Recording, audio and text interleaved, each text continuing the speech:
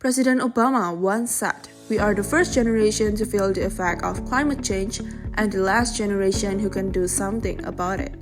Dan Indonesia sebagai negara kepulauan yang kaya akan sumber daya alam harus memutuskan apakah kita akan terus bergantung pada energi fosil atau berani beralih ke energi bersih yang ramah lingkungan.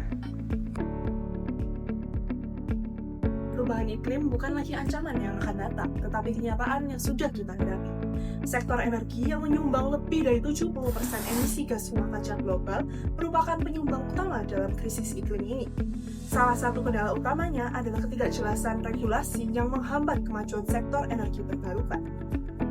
Hingga saat ini, payung hukum belum sepenuhnya berpihak pada gerakan bebas emisi. Terbukti dari rancangan undang-undang energi baru dan terbarukan yang sangat krusial untuk mendukung investasi energi bersih belum disahkan sampai hari ini.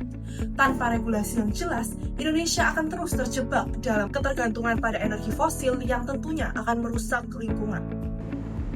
Jika saya menjadi anggota DPR, apa yang akan saya lakukan? Yang pertama, saya datang dengan solusi, yaitu Dewan Konsultatif Pemuda. Karena nyatanya generasi muda terbukti memiliki potensi besar untuk menjadi agen perubahan yang mampu mendorong transisi energi yang lebih cepat.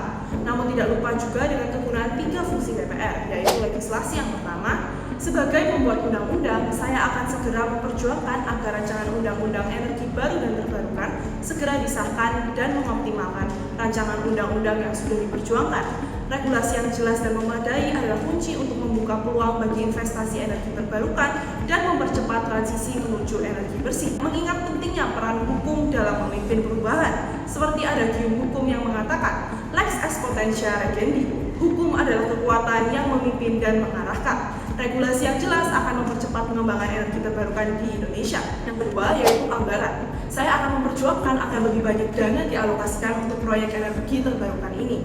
Mengingat urgensi masalah ini yaitu dengan minimnya alokasi anggaran untuk energi terbarukan yang masih kurang dari 1% dari total anggaran energi nasional. Maka dari itu pentingnya untuk memprioritaskan pendanaan untuk pengembangan teknologi energi bersih, pelatihan, dan proyek energi terbarukan di tingkat lokal. Yang ketiga adalah fungsi pengawasan yang menjamin transparansi proyek energi terbarukan.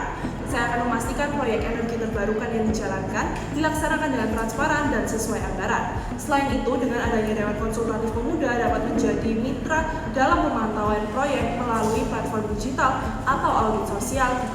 Indonesia akan bebas emisi dengan kebijakan lemah dan pengawasan longgar. Diperlukan optimalisasi fungsi DPR dan keterlibatan aktif generasi muda dalam perubahan. Saya Angelina Aureliga, Dapil Jawa Timur 1, berdiri di sini sebagai bagian dari generasi muda yang menolak menyerap pada krisis iklim.